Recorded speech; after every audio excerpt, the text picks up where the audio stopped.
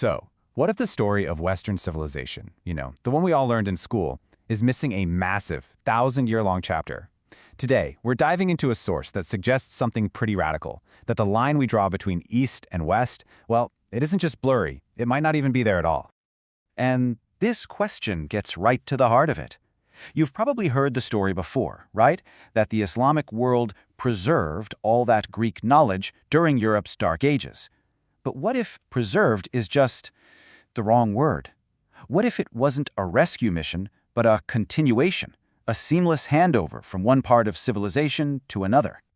And this is the source's big, bold claim. It's asking us to stop thinking about two separate, competing civilizations and instead to see one single, continuous story. So what does that do to that classic East versus West narrative we all know? Well, it pretty much turns it on its head. Okay, so first let's just quickly revisit the history we're usually taught. You know the one. Rome falls in 476 AD, and for the next 1,000 years, Europe supposedly just goes dark. It enters an intellectual winter, the so-called Dark Ages, where progress grinds to a halt and all that amazing classical knowledge is just lost, waiting for the Renaissance to come along and find it again. But here's the thing. The source we're looking at argues that this whole Dark Ages story isn't just a simple summary. It's basically a historical black hole. It erases 1,000 years of progress. And it makes you wonder, by focusing only on Europe, are we missing a huge and vital chapter of our own shared history? To really get this different perspective, we've got to kind of redraw the map in our heads. We need to go way, way back to the very beginning and ask a pretty simple question. Where did the West even begin? So the civilization that we call Western, with all its roots in philosophy, science, and law, it wasn't born in Greece or Rome. Nope, it was actually born here, in what we today call the Middle East. Think Mesopotamia, between the Tigris and Euphrates rivers, and Egypt, along the incredible Nile. And this is such a key point about the geography. The Mediterranean Sea, it wasn't a border. It wasn't a wall dividing people. For the ancient world, it was more like a superhighway.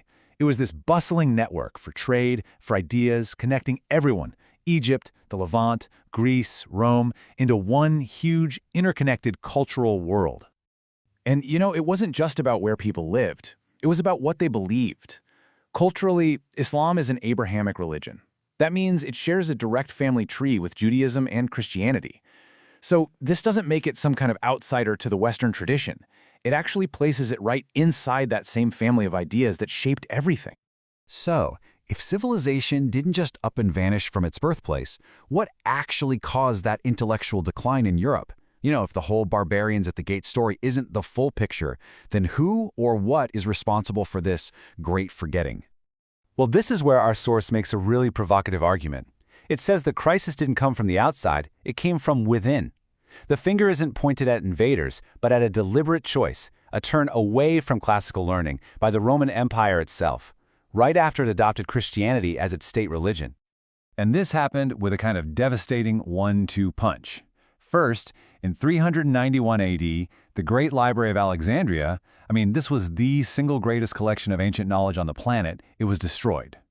Then, a bit later in 529 AD, Emperor Justinian officially closed the Academy of Athens, Plato's school.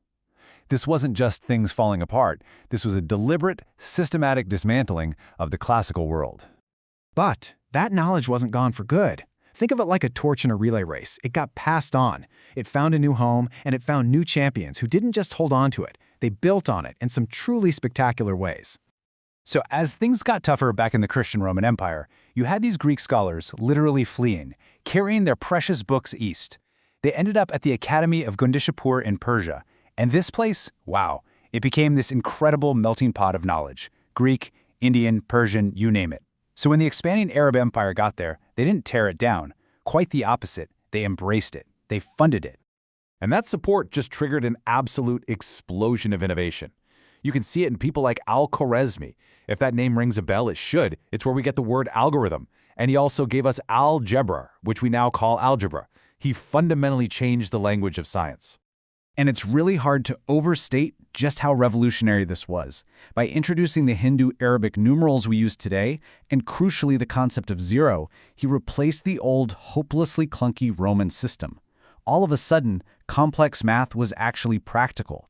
Seriously, Try doing long division with Roman numerals. Good luck with that. All right, next up, we've got Ibn Sina, or Avicenna, as he was known in the West.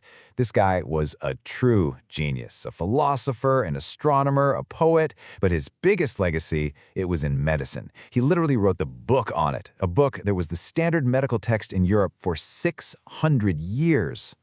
And he didn't just copy old Greek texts, he actually decoded Aristotle's super-complex philosophy, making it understandable again. And in medicine, my gosh, he introduced ideas that are the bedrock of what we do today. Things like diseases aren't just random bad luck, they're distinct things with specific causes. And he pioneered the idea of preventing sickness by figuring out how it spreads. That's basically the invention of epidemiology. And then you have Ibn al-Haytham. So if al-Khwarizmi gave us the language of science and Ibn Sina pushed medicine forward, Ibn al-Haytham, well, he gave us the instruction manual for how to do science. He's widely credited as the father of the modern scientific method, the actual process for how we figure things out. He's the one who formalized this 6-step process you see here. And this was a huge, monumental shift in thinking. It said it's not enough to just think about the world. You have to test your ideas against physical reality. You need proof. This very method is the engine that drives all modern science, everything from building your smartphone to landing a rover on Mars. So, let's take stock. At this point in history, the Islamic world has advanced mathematics, revolutionary medicine, and a brand new method for scientific inquiry. The final piece of the puzzle is this: how did that torch of knowledge make its way back to Europe and spark the Renaissance? Well, the big handover happened in Spain. As Christian kingdoms moved back into the peninsula, they found these incredible libraries just packed with Arabic texts. And these weren't just new books. They had the lost classics from Greece, Plato, Aristotle, all carefully preserved and commented on. Now, the official orders were to burn everything, but you had this quiet rebellion of monks who started secretly translating this treasure trove of knowledge into Latin. And this sudden flood of science, math, and philosophy, it had a direct, almost immediate effect. Right around the year 1300, the Renaissance kicks off in Italy, directly fueled by all this rediscovered knowledge that had just been brought back into the fold. So, the conclusion from our source is this. This wasn't some outside force saving a dead civilization, no. It was more like one branch of a single, continuous civilization, a branch that had carried the torch of knowledge for 1,000 years, passing it back to another branch. It's a story of circulation, not salvation. And that leaves us with one last big question to think about. If we look at history this way, not as a clash of separate civilizations, but as one long, shared human story, how does that change how we see the divisions in our world today? What even happens to these ideas of East and West if they were never really separate to begin with?